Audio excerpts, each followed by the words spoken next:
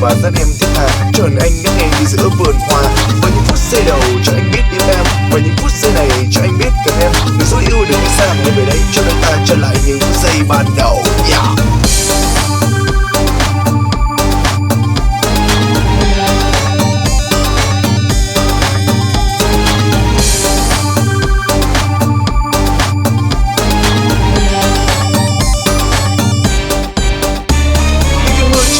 Đi qua lối nhỏ cho lòng anh nhớ đến một người yêu nhỏ xinh, với tôi lên đi thuyền và dắt em thiết tha. Tròn anh ngây ngất đi giữa vườn hoa. Và những phút giây đầu cho anh biết yêu em, và những phút giây này cho anh biết cần em. Người dối yêu đừng đi xa, hãy về đây cho ta trở lại những phút giây ban đầu. Yeah.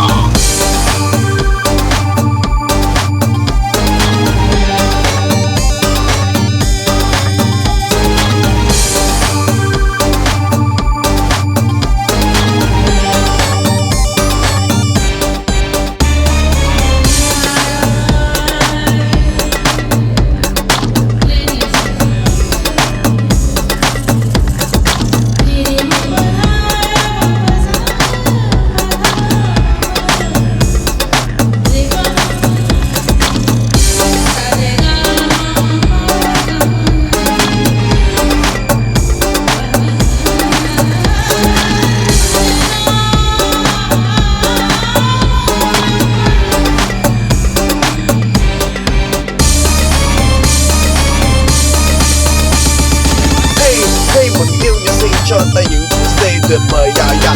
Áo dài cười, áo dài hát, bao năm xuân đang về khắp nơi. Hey hey, một yêu nhỏ xinh cho tay những phút giây thần tiền. Dạ dạ.